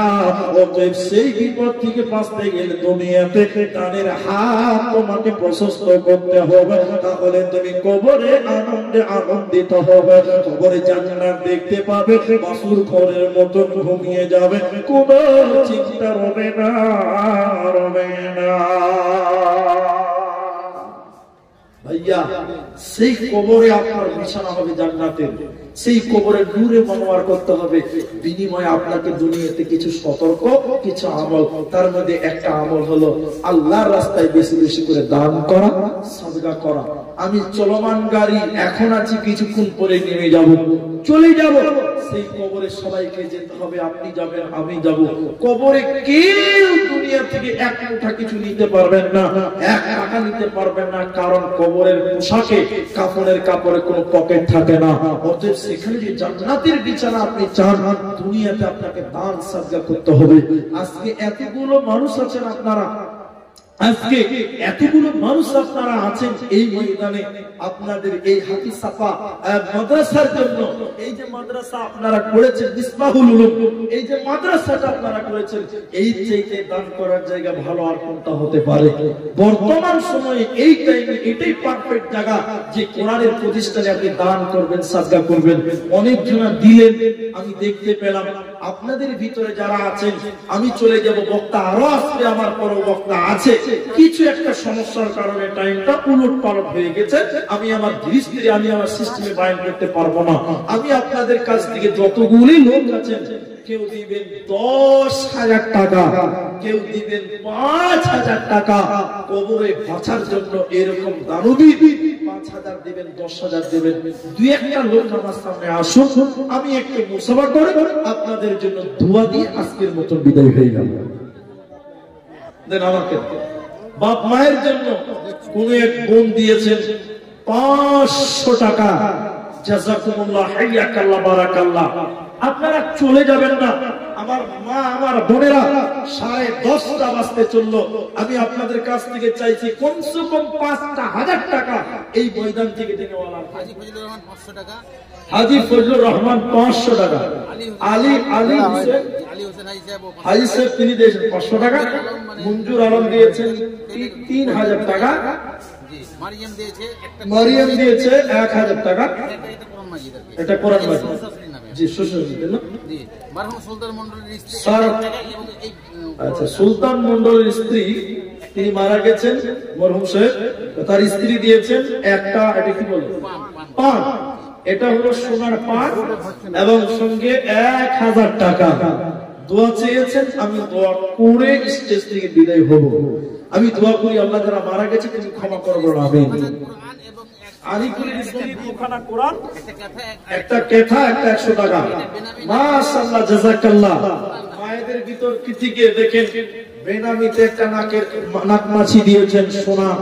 আল্লাহ যেন এই মায়ের দানকেও কবুল করে। সকলে আমার ভাইজানের আব্বা তো তিনি দিয়েছেন 1000 টাকা, 50 কিলো ভুট্টা। জাযাকাল্লাহ, হাইয়াকাল্লাহ, বারাকাল্লাহ।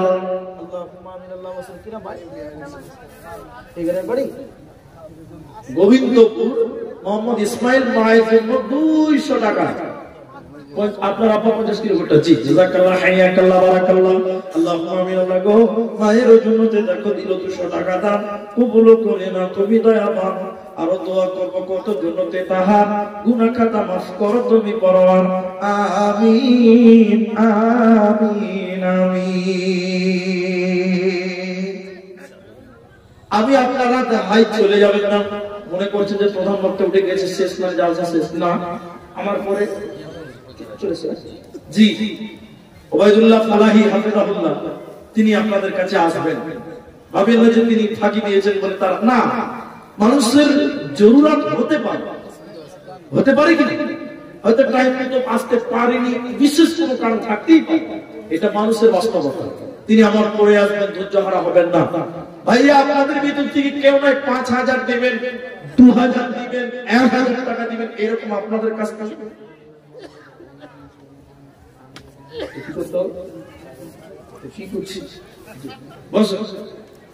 বেশি বুঝে নিয়েছে। আসেন আল্লাহর রাস্তায়, মা বোনদের কাছে চাদর বাড়াচ্ছি। আমার মায়েরা বোনেরা আপনারা আপনাদের মূল্যবান দান পাড়ান।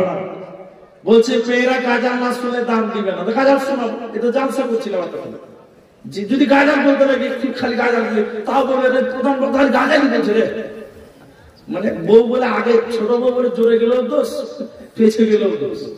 তো যাই হোক, আমার মায়ের আপনাদের গাজার শোনাবো ইনশাল্লাহ। কেউ সোনা দিয়েছে, কেউ দানা দিয়েছে।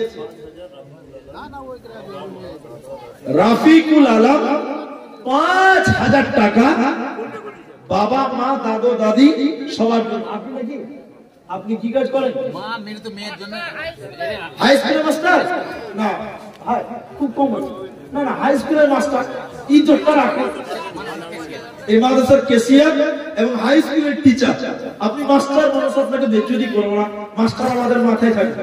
ওনারা শিক্ষক, শিক্ষককে মূল্যায়ন করতে হবে। শুনেন খুব কম, 5000 টাকা খুব কম। 10 করে দেন ভাই। দেখেন আপনাদের মাদ্রাসা মনটা বড় করে। আমি রিকোয়েস্ট করতাম না, আপনাকে সম্মান দিয়েছে, সরকারি চাকরি পেয়েছেন, চাকরির জন্য কত হড়াহড়ি করছে মাদ্রাসা। জি, মিশনও আছে, এরাও বলছে। আমি বলছি কমসে কম 10,000 টাকা করা উচিত, এটা আমার মন বলছে, আমার দাবি মাত্র। জাযাকাল্লাহ ভাই, আপনাদের চাদর গুলো গিয়েছে, চাদরে আপনাদের মূল্যবান দাম। একদিন দিয়েছে, কে দিয়েছে? মেয়ের জন্য মা দিয়েছেন মাশাআল্লাহ 1100 টাকা। মেয়ের জন্য তে দেখো মা দিল দান, দান আল্লাহ কবুল করো তুমি দয়াবান। বর্তমান নাই মেয়ে দুনিয়া মাঝার, উদ্ধার করিয়া নিও কবর মাঝার। আমি আব্দুর রহমান আল্লাহ দোয়া দিব কত, এ দানিকে দিও বদলা তোমার মনের মতো। আমিন আমিন আমিন। শোনো বাংলার মুসলমান। মাসুদ আলম এই গ্রামের বাড়ি? আল্লাহু আকবার। মাসুদ আলম এই গ্রামের বাড়ি কোথা থেকে? আপনারা কমিটির লোক, আপনারা জি 5 কথা আর 5 করে আল্লাহ রাস্তায় বলেন আলহামদুলিল্লাহ 5 করে দেন, পারবেন না? আল্লাহু আকবার। আপনাদের মাদ্রাসা ভাই, আপনারা যদি মনটা বড় না করেন কে দিবে? শুনেন 5 করে আছে কেউ আল্লাহর রাস্তায় করেন। আপনারা কি বলছেন 5 করে দরকার আছে না? জি নারে তাকবীর। 5 করে দেন ভাই আল্লাহর রাস্তায়। একবার না পারেন দুবারে দিবেন। আরে ভাটার মালিক করে দেন 5। জি আলাউদ্দিন কাজী মারা গেছে 500 টাকা দিয়েছে। আপনার আব্বা মারা গেছে 500 টাকা। ওই 5 করা যাবে না? কত দিলেন? 2 দিলেন আর 3 দিন করে আপনি ভাটটা চালাচ্ছেন। আল্লাহু আকবার, ভালো চলছে। এদিকে লোক আপনাদেরকে অনুরোধ করছি যে আপনাদের মাদ্রাসা আপনারা মনটা বড় করে কমসে কম 5,000 টাকা। আপনারা যদি 2000 টাকা দেন, যারা খেয়ে টাকায় তারা কত দিবেন? তারা তো 200 টাকা দিয়ে পেলাম। দেখেন চেষ্টা করে আল্লাহর রাস্তায়। তিনি বলছেন যে আমি 3000 টাকা করলাম। যাই হোক আমি 5 আবদার করলাম ভাইয়ের কাছে। আমি আবদার করছি কমসে কম আপনারা যারা কমিটি আছেন, যাওয়ার মতন আছেন, ইনসাফ বিচার করে আপনারা বলুন। মাশাআল্লাহ, জাযাকাল্লাহ, হায়াকাল্লাহ, বারাকাল্লাহ। 2000 টাকা নগদে দান আল্লাহ কবুল করো তুমি দয়াবান। দোয়া দিব কত এ দানিকে দিও বন্ধু তোমার মনের মতো। আমিন আমিন আমিন। জাগো জাগো বাংলার মুসলমান, ময়দানেতে প্রমাণ হবে, ময়দানেতে প্রমাণ হবে তোমার আসেনি ঈমান। জাগো জাগো বাংলার মুসলমান, জাগো জাগো বাংলার মুসলমান। ও নবী আমরা হলাম তোমার সেনা, ভয় করি না বুলেট বোমা। ও নবী আমরা হলাম তোমার সেনা, ভয় করি না বুলেট বোমা। মরণ হলেও মরব মোরা, ছাড়ব না ঈমান। জাগো জাগো বাংলার মুসলমান, জাগো জাগো বাংলার মুসলমান। জি জাযাকাল্লাহ, হায়াকাল্লাহ। আসিফ ভাই আপনারা চাদর গেছে মা বোন, আপনারা দেন 500, 1000, 2000, 1000 যার যেমন সম্ভব আল্লাহর রাস্তায় দেন। কবরে বাঁচার জন্য, কবরে একটু শান্তিতে থাকার জন্য আল্লাহর রাস্তায় মাদ্রাসাতে আপনারা দেন। আপনারা 1000 টাকা দিবেন, 500 টাকা দিবেন, সামর্থ্য অনুপাতে আপনারা আপনাদের মূল্যবান দান আপনারা করবেন। কিনা ভাই সামিম এই যুবক ছেলে 100 টাকা কেন? আচ্ছা শোনো 500 করো। আল্লাহু আকবার। যুবক ছেলে একদিনের হাজিরা দাও মাদ্রাসার জন্য। আল্লাহু আকবার। দান করতে শিখো। এটা যুবক ছেলে লাগো দিলে 100 টাকা দান তুমি করো। ভাগ সুবহানাল্লাহ। দোয়া দিব কত এটা লিখে দিয়ে বলো তোমার মতো। আমিন আমিন আমিন। কোন দেশের মেয়ে তুমি, কেমন তোমার বাপ, ফেসবুকেতে ছবি শেয়ার করছো কেন পা? কোন গ্রামের মেয়ে তুমি, কেমন তোমার বাপ, ফেসবুকেতে ছবি শেয়ার করছো কেন পা? বোরখা একটা পরছো তুমি, মুখটা রাখছো খোলা, দরজাটা বন্ধ করে জানালাটা খোলা। বোরখা একটা পরছো তুমি, মুখটা রাখছো খোলা, দরজাটা বন্ধ করে জানালাটা খোলা। এমন বোরখা পরে বলো হইবে কি বালা? ফেসবুকেতে ছবি শেয়ার করছো কেন পা? কোন গ্রামের মেয়ে তুমি, কেমন তোমার বাপ, ফেসবুকেতে ছবি শেয়ার করছো কেন পা?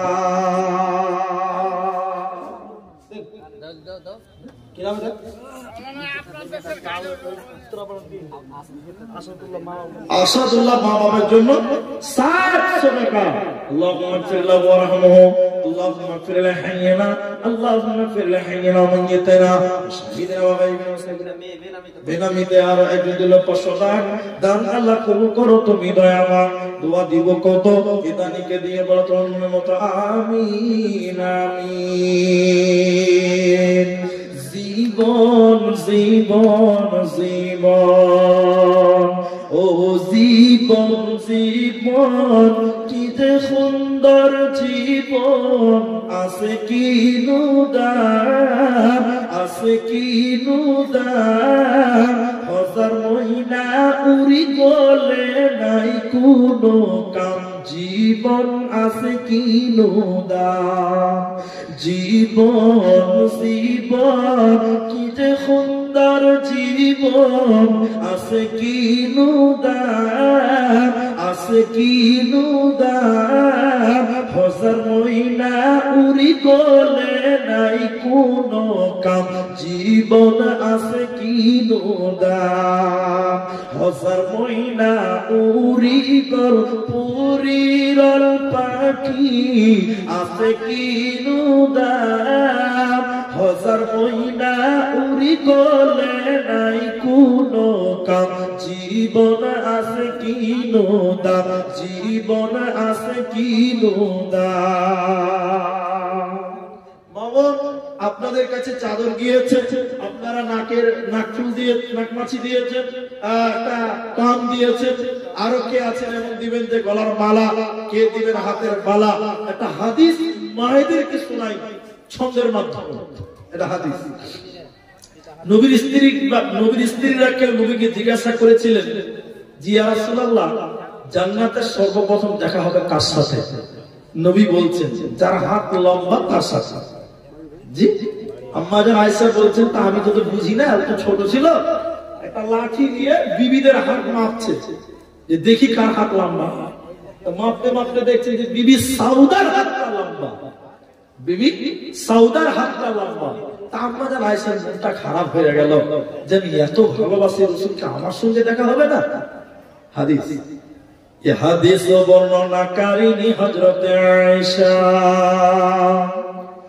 কোন বিবি নবীজিকে করিলেন জিজ্ঞাসা ও গো নবী তবু সাথে দেখা হবে কারা নবী বলেন দুনিয়াতে হাত লম্বা যার মাইসা বলেন কথা যখন শুনিলাম কানেতে কাতখণ্ড লই হাতে লাগিলাম মাপিতে দেখিতে পাইলাম বিবি সাউদার হাত লম্বা বলি আমারও গো মুখে তবে পড়ে গেল কালি হাত লম্বার অর্থ পরে পারিলাম বুঝিতে দান ধন করে যারা এই দুনিয়াতে এ গ্রামের মানুষ শুনুন হাদিসটি বুখারীর জয়নব আনন্দ আর আয়েশার মুখ ভারী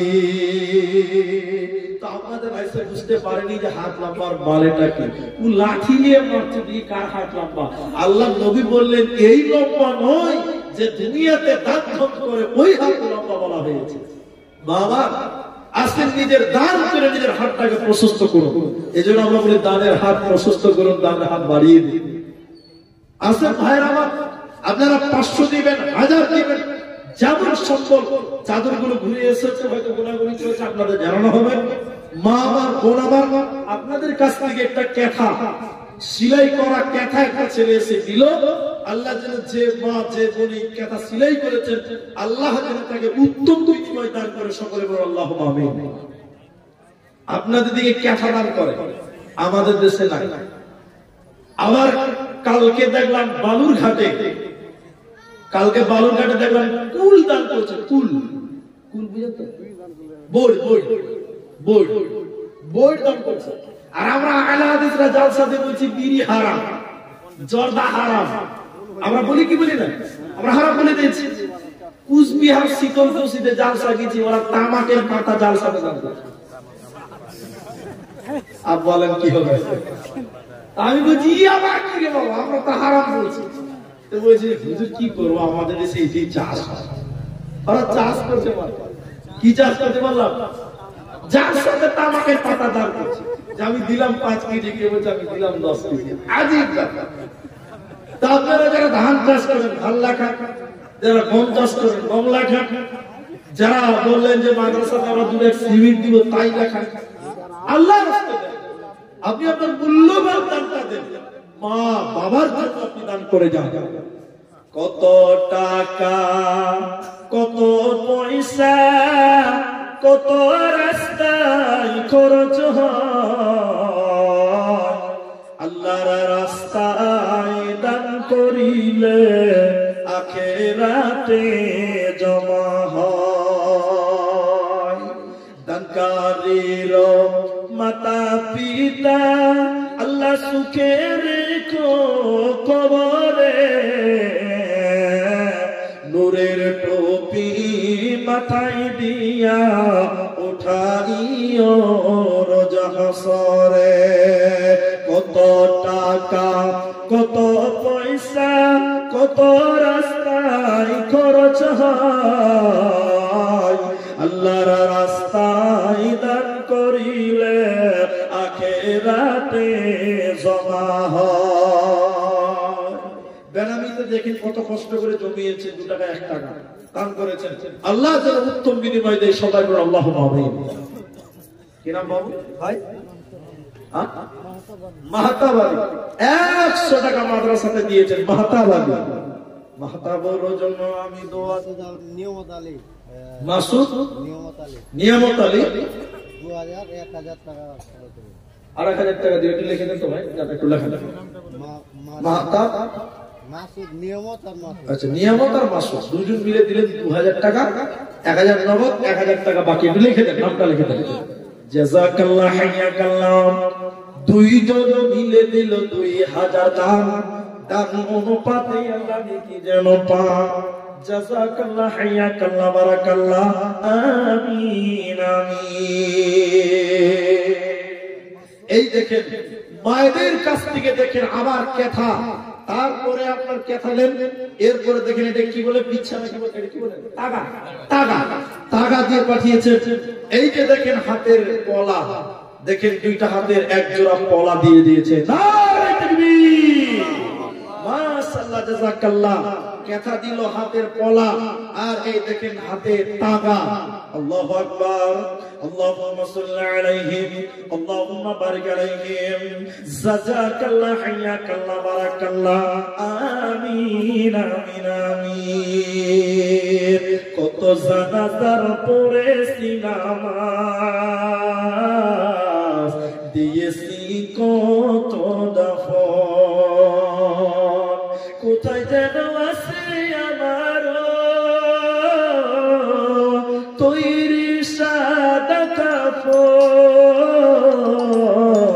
জানাজার পড়েছি নামাজ, দিয়েছি কত দাফন, কত জানাজার পড়েছি নামাজ, দিয়েছি কত দাফন। বাবা এই যে দেখেন পান নাকের আর হাতের বিছা পেলাম, কিন্তু এখন অব্দি একটা গলার মালা আমার কোন মা বোন দিয়ে পাঠাননি। আসুন কোন মা বোন দিয়ে পাঠান একটা গলার মালা। কিনা মারা গেছে, তুমি কি কাজ করো? ঠিক আছে, তো 500 টাকা কেন? আল্লাহ, শোনো দিকে শোনো, মুসলমান করো, ঠিকাদার মানুষ 500 টাকা দিয়ে দিবে। খুব কম,